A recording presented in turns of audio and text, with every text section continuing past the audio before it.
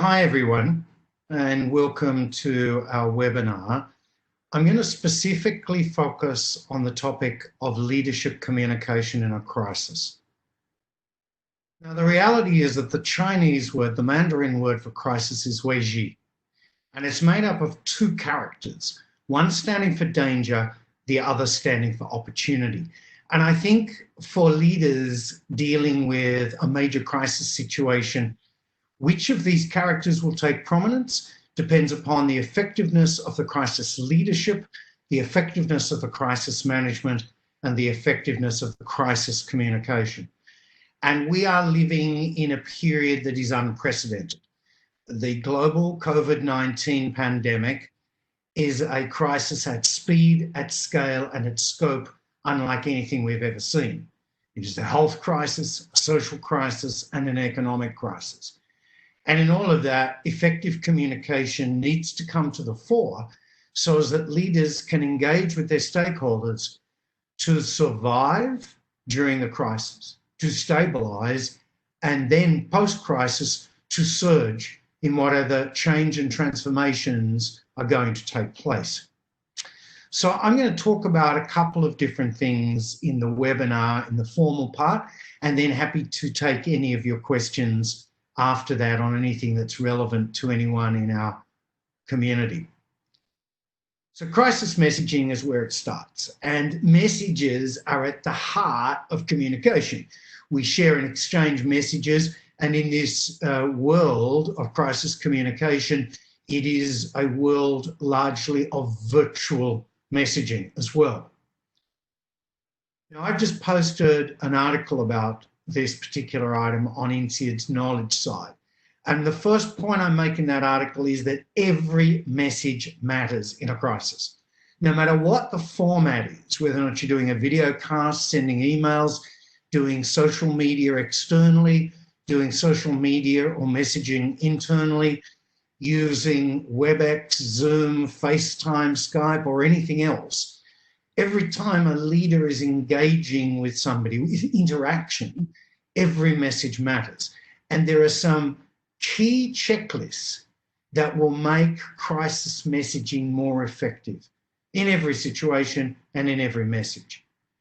And I wrote about this in this INSEAD Knowledge article, and in particular, I focused and gave the examples of the New Zealand Prime Minister Jacinda Ardern and the New York Governor Andrew Cuomo as crisis communication champions, because they have been following and demonstrating almost all of the principles that I'm going to share with you that come out of my research and my practice work over nearly 2 decades around this.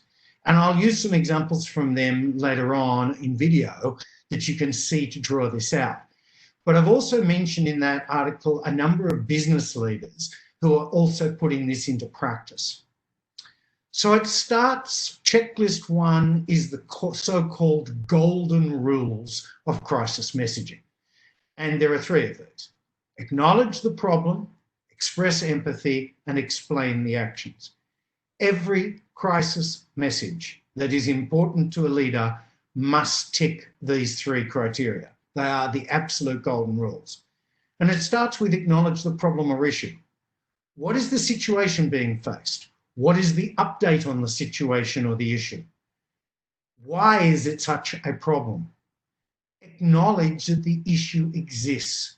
It's not just the global pandemic here, it's the issue as it arises in your management team, in your organization, in your company, in your leadership team. And then very importantly, express empathy. People are uncertain. There is an enormous volatility. There is fear. People are coping with difficult situations. Many have actually lost people to the COVID disease. When we express empathy in a message, when we genuinely express an emotional content, it creates connectivity. And one thing I've seen with a lot of leaders is they do that in a big message, and in their next 5 emails, it's just short, sharp, to the point, no expression of empathy. This is a mistake in a crisis situation. And very importantly, explain the actions. Every crisis message should be leading to actions. What do people need to do about something? Where do we need to go on this? How are we doing it? But many leaders ask me, they say, Ian, look, I can't explain the actions because we're not sure yet what we're going to do. That's okay. If you can't explain the specific actions, explain the process you are using as a leader to find the answers and solutions.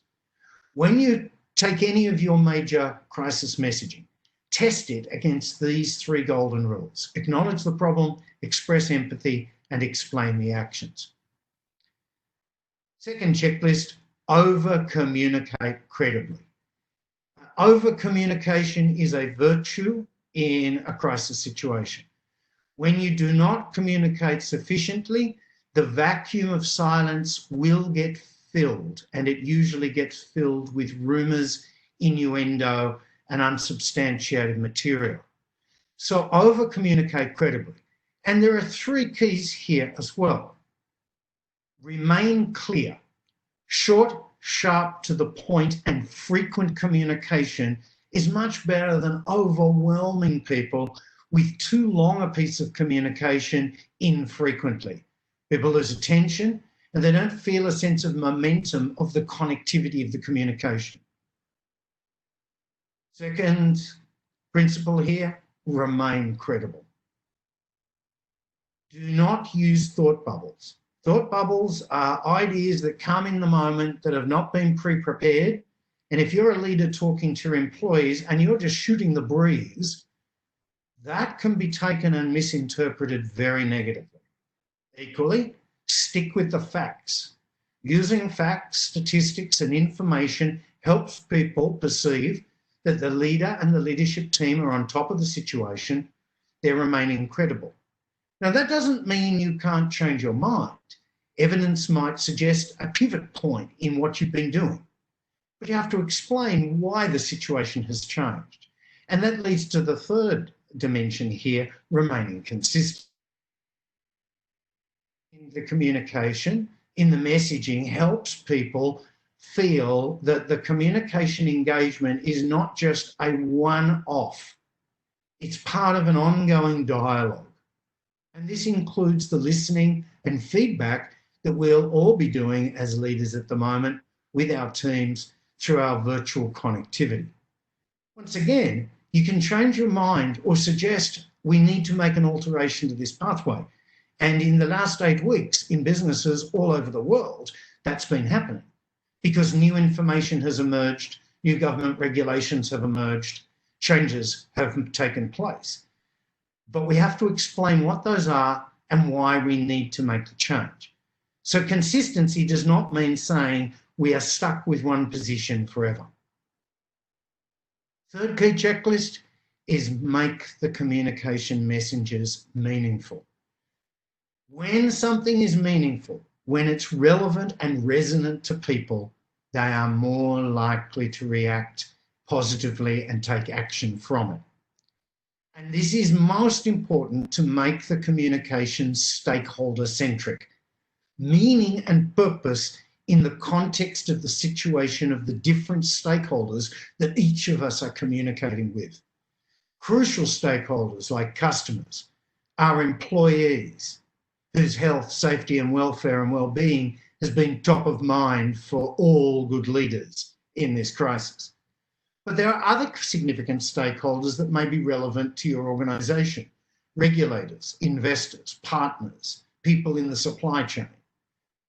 Have a map of those stakeholders and ask yourself, when I'm preparing my message as a leader to different stakeholder groups, how do I make sure that its meaning and purpose is clear, recognising their circumstance? Now, I mentioned a couple of leaders, and I'm going to give you a couple of examples. Jacinda Ardern first, and then Andrew Cuomo. Jacinda Ardern, the New Zealand Prime Minister.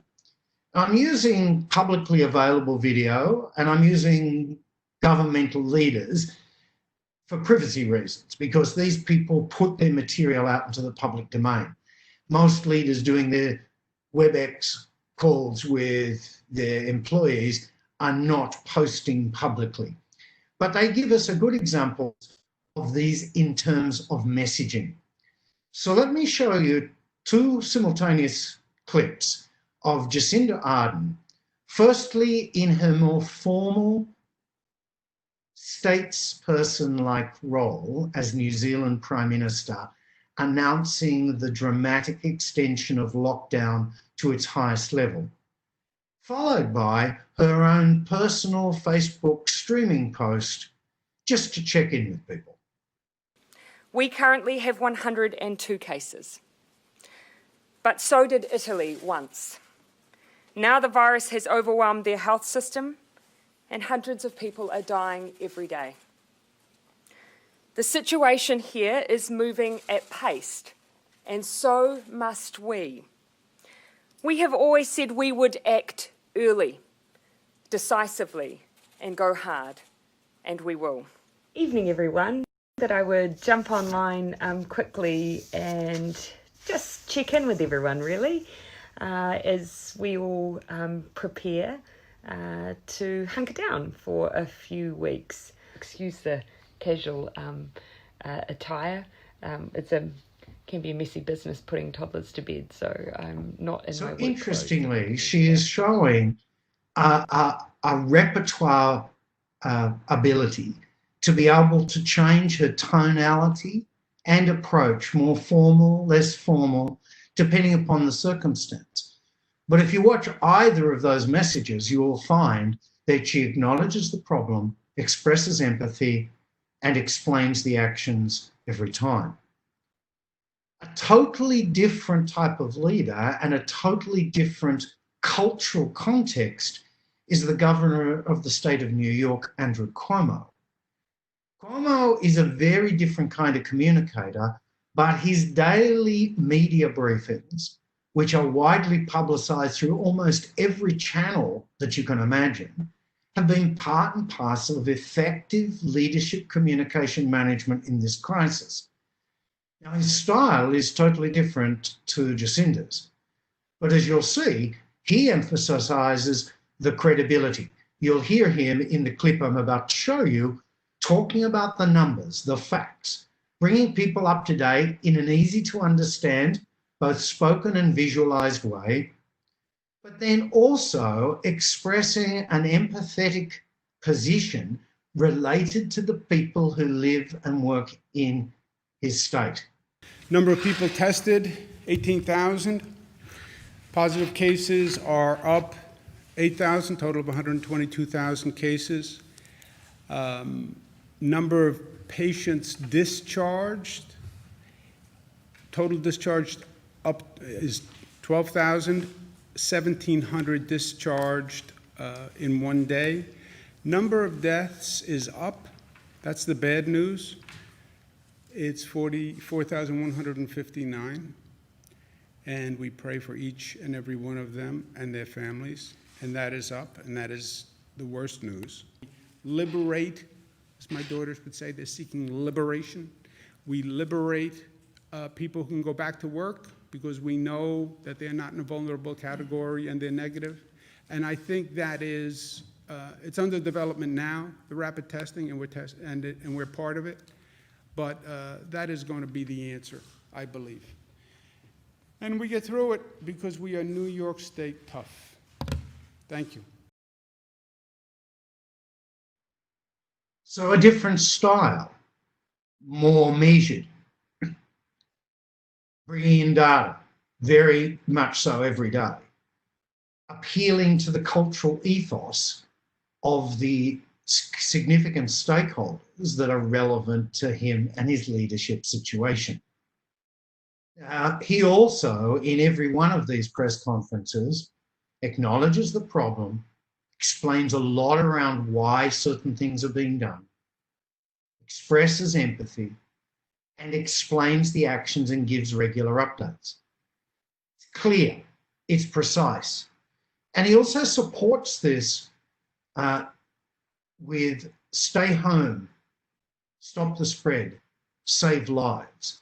A triadic three-part message that underscores every time he sends out his leadership messages.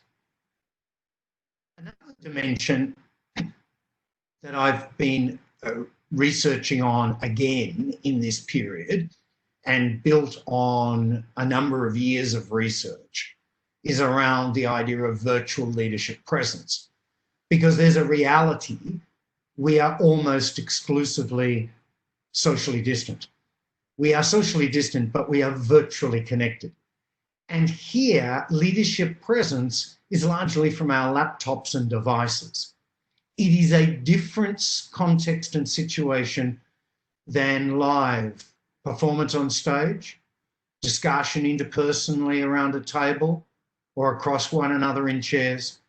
It is a different situation because the technology influences it. Excuse me.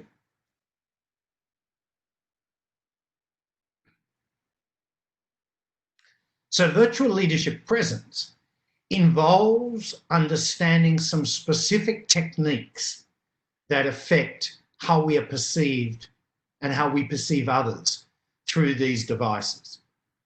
Leadership presence itself is a combination of authenticity, visibility, and communication approach.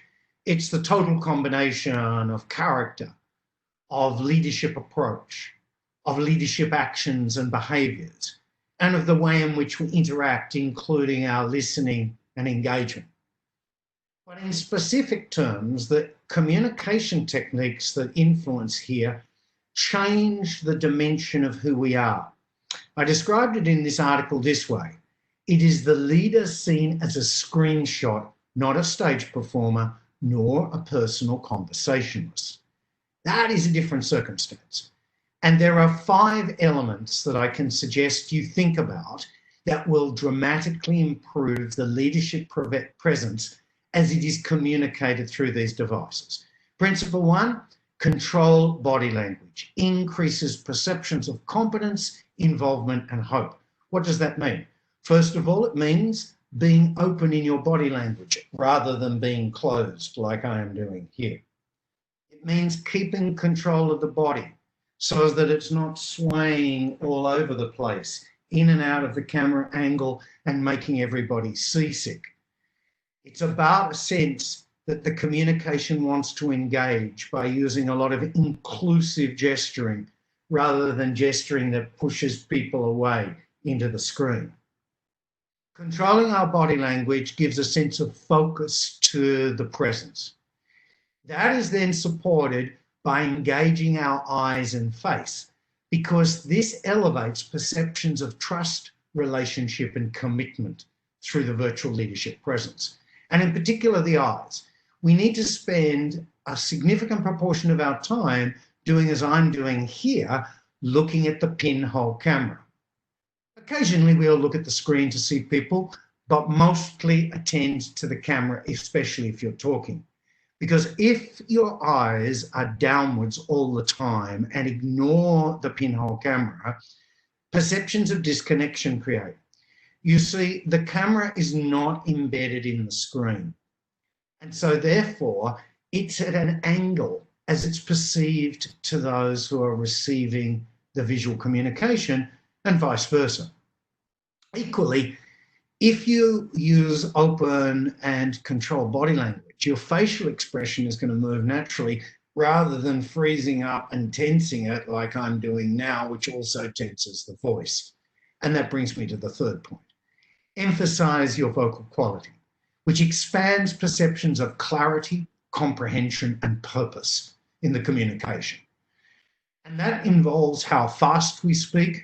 So if we're starting to speak far too fast and far too quickly, slow down, overmove the lips, increase pauses.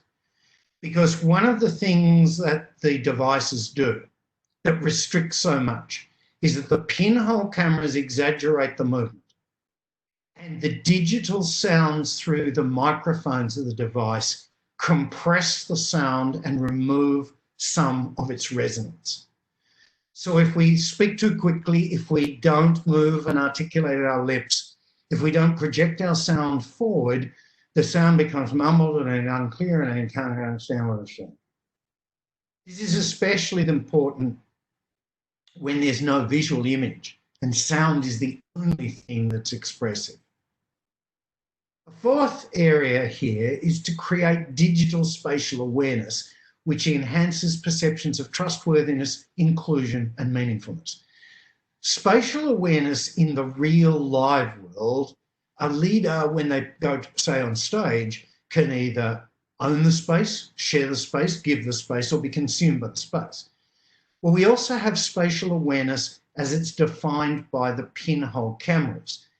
And these pinhole cameras exaggerate spatial awareness so that if you move too far back and you distance yourself from the spaces I'm doing now, it becomes disconnected. Equally, if you start to over-dominate the space or over-dominate it like this, it becomes claustrophobic to those who are perceiving it. Finding the right comfortable position, allowing our digital spatial awareness to think about the camera frame, the visual images, when and how we're using our hands and gestures, this is crucial.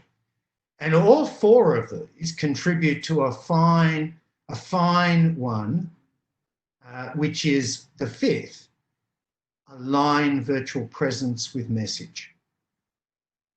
This ensures perceptions of engagement, credibility, and action.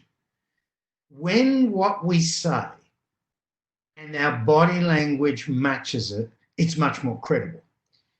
If I sort of do this, close my arms, look down, look away, look disconnected and say, look, we've all got to work hard on this and I'm really listening to all the feedback I'm getting.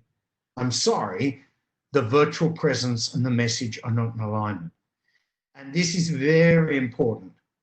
This is very important because when we have a pinhole camera and a device, these devices exaggerate the eyes, the face, the upper half of the body, and also this compressed voice sound. And if that is not matching the message, then it's very difficult to build credibility for those who are listening. So within the crisis, your leadership is enacted through your communication and engagement.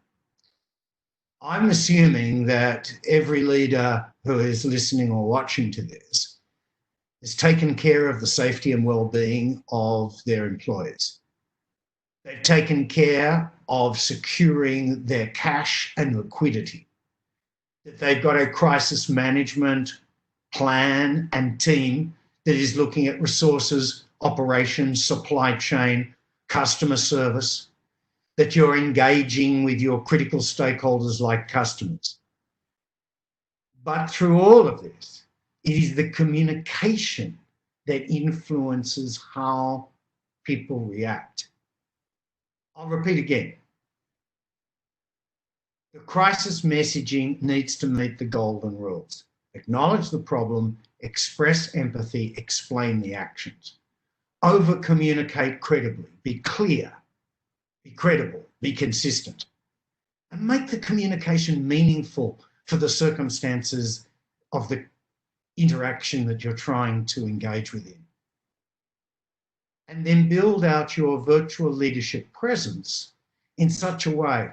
In the article I've posted on LinkedIn on this, I've given some ideas about developing feedback for yourself and from others to help build out the presence dimensions. So shortly we'll go to Q&A and open this up. I hope these are some ideas to think about, to become thought-provoking and to test. I think the checklists are really useful because if you've got an important message, just see, does it match these criteria? If it does, the chance of it being more effective is much greater.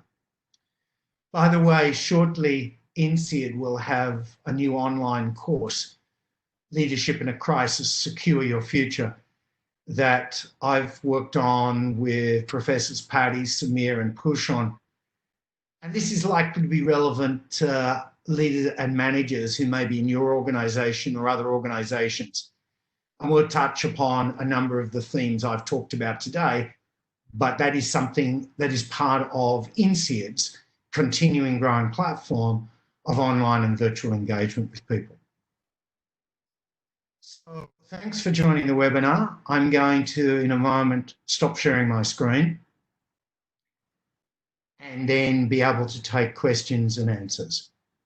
And we'll try and make this as interactive as we can, but just give me a moment as I close things off.